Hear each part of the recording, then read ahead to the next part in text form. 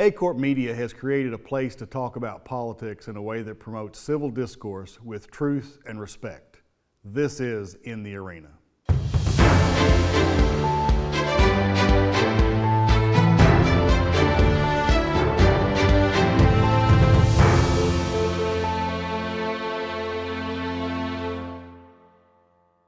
I'm Philip Britt, your host, and I proudly welcome Chuck Banks, Democrat candidate for state senator in the 25th Senatorial District. Welcome, Chuck, to In the Arena. Well, thank you very much. It's a pleasure to be here. I'm excited.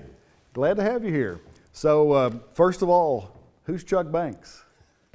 Well, I was born in St. Louis County, Afton, 72. I graduated from Afton High School in 72.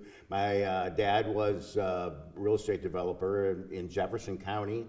And after high school, I went to work with the family business, building houses in Peevely, Missouri, in Jefferson County. Moved down there. I got married in 76. I have 4 children, 9 grandchildren, and I just, love. We were in the real estate development business, so we dealt with low to moderate income people in Jefferson County, and I was engaged with those folks. We owned a fairly large mobile home park as well as building homes, and I found that the folks that were in need tended to be the most giving and wonderful people, and so I went to help them with the community, of course, and that's how I came into politics. Okay, how'd you wind up down here in the 25th Senatorial District? Our little business, my dad and I were quail hunters. Okay. And my uncle was a beagle hunter. I mean, he was a rabbit hunter. So he had beagles, we had pointers, and we always wanted a farm of our own. So back in 1985, Dad was the master of his lodge, came down to Wayne County to interview a candidate for the Masonic Order, and he drove by our farm, and the windows were all out of the house, and he said, "What's up with this?" And the candidate said, "Well, they're going to sell this on the courthouse steps tomorrow." So we bought it on the courthouse steps the next day. So we have a farm in Wayne County, and then in 2010 I was retired and got a divorce and moved to the farm permanently. So I've been here since full time since 2012, but we've been down here since '85. Excellent. So our idea for this show, the name for this show, comes from Teddy Roosevelt's speech about the man in the arena. And so we like to talk about the fact that we engage people who are engaged in the process. This isn't your first foray into the arena. Some folks that we interview here, it's their first opportunity to be on the ballot. It's their first opportunity to be engaged in the political process. But for you, this is not something new. So tell us a little bit about your years in the arena. Oh, thank you. I'm happy to tell you. I got involved in politics when the little city of Peevely's Board of Aldermen fired all the policemen. And most of the policemen lived in town. And so the businessmen in the community got together and organized, and we took 2 cycles, but we took over the council, hired the policemen back, and we got George Dunn, who Dunn Sporting Goods Store, really nice guy, good friend of mine, was the mayor. But George was a Republican, and he wouldn't spend any money, and so it got kind of frustrating. So in 1987, I filed for mayor, and everybody said, "Oh, you can't beat George." Everybody loves George, and I did too. But unfortunately for George, I went fishing in Florida, and while I was there, his store caught on fire, and George was in the store, and he was severely injured. So it wasn't much of a campaign. I just laid low. But I got elected mayor, and we did a lot of good things in town. When I started, there were no parks, and when I left, there were 5 parks. A lot of industry around Peevely, but they weren't really in the city limits. So we annexed the Dow Chemical Company and George's Sporting Goods Store and the bottle plant, and Banner Iron came down. There was a can plant. And so the city was struggling, and we found that we could split the sales tax on utilities. So we put it to the voters, and the voters passed it, and then we did big improvements, new road in front of the school, and we were very successful. And so then in 91, my dad passed away. How old were you when you were first elected mayor of Peevely? I was 35. Okay. So, yeah, it was exciting. Yeah. then when my son reached Boy Scout age, I retired from mayor. I didn't run again, and I was not defeated. And I went into scouting, and so we had a great time in scouting. And in 1987, 88, in 1998, I threw my hat in the ring for assessor of the county. The assessor unfortunately passed away, and so the central committee would be sending a recommendation to the governor, and they recommended the president of the central committee. Right. And so then I got a call from my friend Dick Gephardt. He was the 3rd District congressman and the minority leader at the time. And they were looking for somebody who knew the needs of Jefferson County and could help them with St. Genevieve County. Okay. So I became his coordinator, and we brought hundreds of millions of dollars to the district and to St. Louis and to Missouri, built the St. Genevieve levee, built the Crystal City levee. We expanded I-55, Blood Alley, Highway 21. We did Blood Alley sewers, cops programs. I mean, we helped the community a lot. And then when Dick ran for president in 2004, we lost the primary. My mom passed away. We had to close everything down. It was a tragic year. Lots of devastation there for you Very personally, sad wasn't year. it? Yeah, very sad, because Dick would have made a wonderful president. I decided that I would take a run at the presiding commissioner of Jefferson County, who was a Republican. Okay. And everybody said, "Oh, you can't beat him. He's really entrenched." But I beat him handily. And we had a great run. I was the last presiding commissioner of Jefferson County. Right, because it changed to a charter form of government. Right, it went over to charter. So technically, I was the first county executive and the last presiding commissioner. But I then lost in 2010. That's kind of funny, because in 2006, the Democrats won every seat in Jefferson County. And one presidential cycle later, we lost every seat in Jefferson County. Right. But I lost in a primary to the assessor, and then he was whooped pretty good in the general. Okay. So I unfortunately got a divorce, moved to my farm in Wayne County, got really bored really quick, so I went into the consulting business. I helped Barbara Stocker run for Congress in 14, and stayed involved in Wayne County politics, and that's how I got to where I am. I was not intending to run. Usually you do these things at least a year in advance. Absolutely. I'm the 8th Congressional District Chair of the Democratic Party, and I got a call from Russ Carnahan, who's the chair of the state party, Right. and they needed another senator candidate to get over the 75 threshold. 75% of the senators could be Democrats. The national party it was an incentive for the state. So it was on the last day. I was baking cookies, got the call, jumped in my car and drove to Jeff City and put my name on the line. And so in for a penny, in for a pound. I'm not new to the game. I know how to win. I know how government works. I've been at the county level. I've been at the state level. I've been at the federal level. I know how to get things done. And here we have a district that's huge. Right. And a lot of needs. And, unfortunately, the legislature of the state of Missouri is run by business. It's run by business for business. And it's time that we change that. I like to say, when I was a kid, my mom used to take me to woke Democratic indoctrination school. And every week I'd go. But she called it Sunday school. And we basically learned the tenets of Jesus of Nazareth. Now, I'm not spiritual anymore. I was confirmed in the Lutheran Church, and I was confirmed in the Catholic Church. But I'm not spiritual anymore, but I swore to follow the teachings of Jesus of Nazareth. And that's what I intend to take to Jefferson City. We have to love our neighbors. We have to heal the sick. We have 300,000 people in the state that don't have health care. Yeah. We have to feed the hungry. We're trying to reduce school lunches. We're trying to reduce food stamp program. We can do better than that, but we can't do it without money. Right. It takes money. And as you know, the corporate tax rate is down to 2%, and it's headed to 0. That's the goal. Well, how can you run and give any services?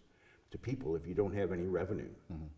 So the policy right now is, thanks to gerrymandering and thanks to involvement by multi-million-dollar corporations, they feed the legislature the legislation that benefits them. I don't blame them for that. Obviously, they want to make more profits, but in doing that, they take away services from the poor and services from the seniors and services. So taking services from the people and giving tax breaks to the corporations is not what the Constitution is there for. It's for the people. It's government by the people, for the people, of the people, not of the company. So that's my goal, is to take the basic moral compass that I learned back in Sunday school and take that to Jeff City. We can do that, and I think I'm excited about it.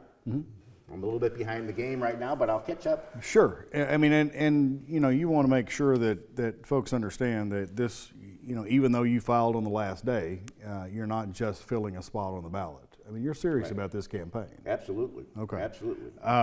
So the district essentially goes from Oregon County and Wayne County all the way across to the Mississippi River. So, Correct. you know, it includes New Madrid and Pemiscot, all the Boot Heel. And so that's a district. Not only is it geographically different from the hills to the flatland and lots of things in between, but it's also demographically different from county to county. So, but what are some of the issues that you see that permeate the 25th Senatorial District? Well, of course, healthcare. A child born in Stoddard County has a shorter life expectancy than a child born in Honduras. That's wrong. We can do better than that. We're currently kicking kids off of Medicaid and mothers off of Medicaid and not telling them. They don't know that they're off until they go to the doctor, and then they find out. That's wrong. We can do better than that. We also have pretty much agricultural economy, but it's different agricultural.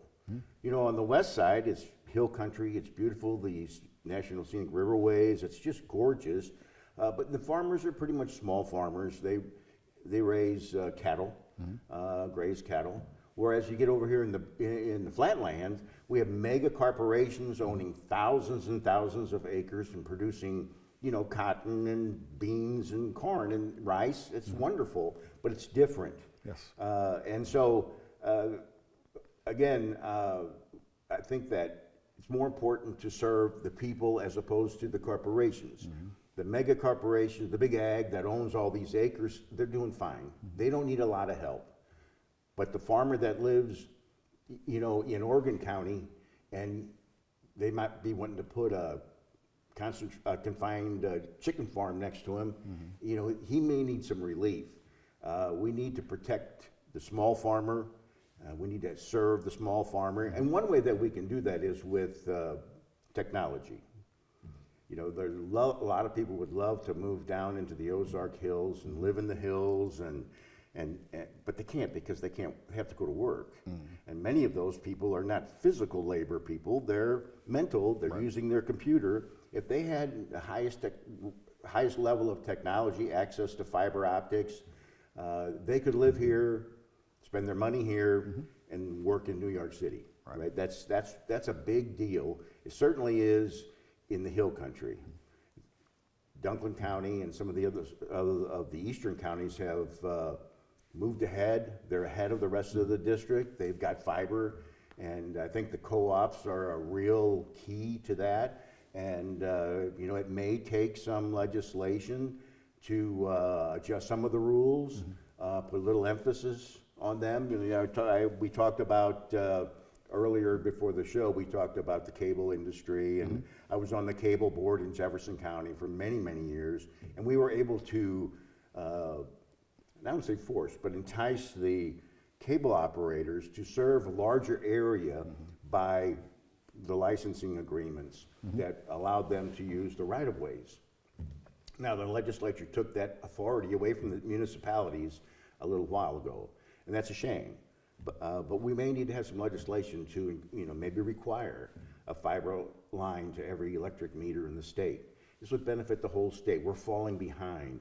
As Missouri government shrinks, services shrink, we're failing in so many ways. Teachers, the salaries, we can't recruit good teachers, and that all of those services, health, education, that all requires money. And who has the money? The big corporations. And I'm afraid they're going to have to pay their fair share, and we can do that. So currently, the Missouri Senate is made up of 24 Republicans, 9 Democrats, and 1 vacant seat, which was a Democratic seat. So if you're elected, how do you plan to go up there and be effective as part of such a small minority? You have to work with your fellow members. I mean, that's just the way it is. We have many interests that are the same. The need is there. You just have to compromise to get a solution to meet that need. If you get the people together and the people want something and they stay organized and they stay focused, the other side will come around because they need those votes as well. There's nothing that I would propose that would be out of the ordinary. Everybody needs health care. Everybody needs food. Everybody wants their kids to be educated. So those are the things that we can work on together. I consider myself a liberal. I live in the rural areas and I'm kind of progressive, but I'm not an extremist. I just want to go back to those same basic moral tenets of helping the poor, feeding the hungry, making sure everybody has health care. Everybody needs those things. So I think those are things that we can work on together. Well, one of the things about the Missouri Senate, I served in the House for a couple of terms years ago, and one of the things about the Missouri Senate is it's always been more collegial than the House. It's always been much more bipartisan. Recently, it's been, with the supermajority, there have been a lot of infighting amongst the majority, which has caused issues. The last 2 or 3 sessions. But I think you really hit the nail on the head. If you've got to work with everyone across party lines in order to make those things work, especially if you're in the minority. So it would be a challenge for sure. But if you're elected and you are able to go up there and your first session, what would be your priorities? If Senator Banks is headed to Jefferson City, like Mr. Smith goes to Washington, tell us what your priorities would be. Basically, the tenets that I just spoke of.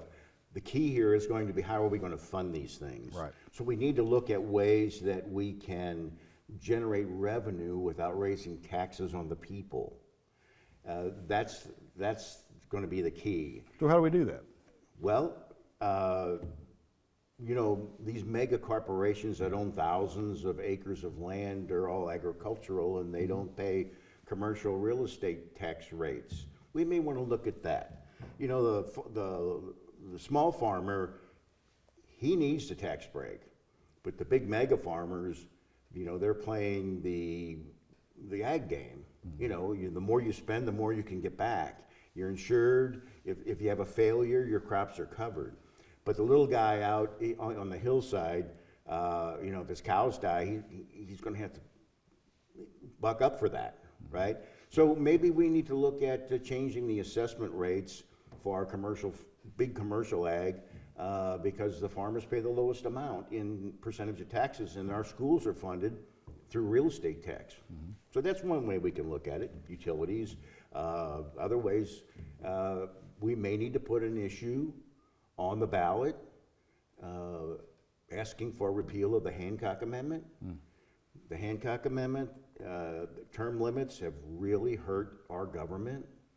The smartest, brightest senators and representatives, they only have a short time and then they're gone. Right. And then it opens the door for people who don't know what they're doing. And of course, that means that the lobbyists and the special interest groups run things.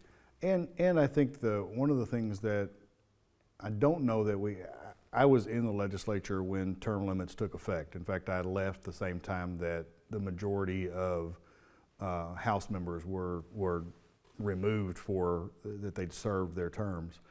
And the one thing that I don't know that we realized going in was how folks would start to look and position themselves for the next job so quickly. You know, I know we always knew that they probably would, as a representative, maybe look toward the Senate. That was always going to be, but that had always been something anyway. But you know, you got 4 or 5 House members for each Senate member, so there was always that positioning that happened. But knowing you can only be there for 8 years at the most, they start to look at what's going to be next, and I think they start to work toward that, which limits their effectiveness as an actual legislator. Right.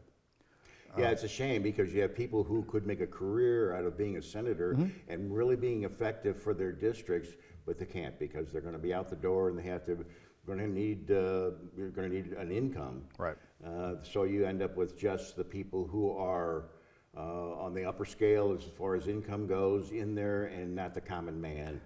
And that's a challenge. You know, and the argument that was made is that, you know, we want a citizen legislature. We want a legislature that's close to the people. But you know what? They stand for election every 2 years in the House, every 4 years in the Senate, and they are pretty close to the people. I mean, a House member represents 32 or 3,000 people. That's not very many, and you've got to get out and meet those people. Same way with the Senate. I mean, even though your geographic district is much larger, you're still, what's the number at this point? What's the number, the population for a senatorial district? It's right at 200,000, a little under 200,000, 175. So that's still, you're still going to be close to the people. You've got to meet them. You've got to get out and see them. Right. And they know they can come to Jefferson City and talk to you. They know they can call you up and have that conversation. But that's not good enough. No, I agree. You know, what I learned in my experience has been the best way to accomplish a goal is to first establish the need. And so we would have not really town halls, but focusing groups, visioning we called it. Like we could in Pevely, we called it, you know, Pevely 2020. This was way back when. Right. What do we want the town to look like in 2020? And with Congressman Gephardt, we did the same thing. We would have focus Jefferson County, focus St. Genevieve County. We would bring the businessmen and all the players together and listen.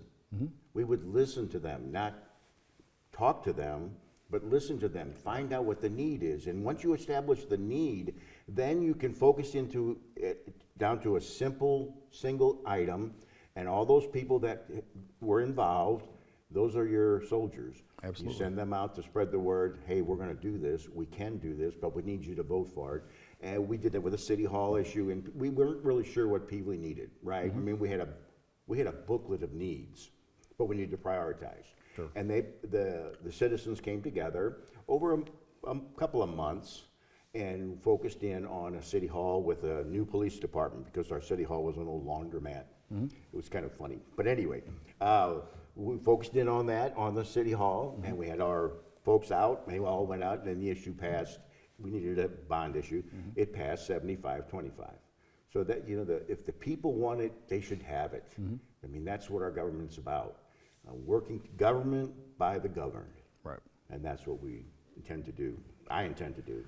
Well, Chuck, I'm going to give you the last word. I'm going to let you look right into that camera right there and talk directly to the people of the 25th Senatorial District.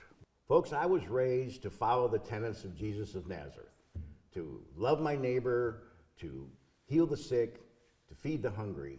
And that's what I want to take to Jefferson City. Right now, Jefferson City is run by big business, for big business.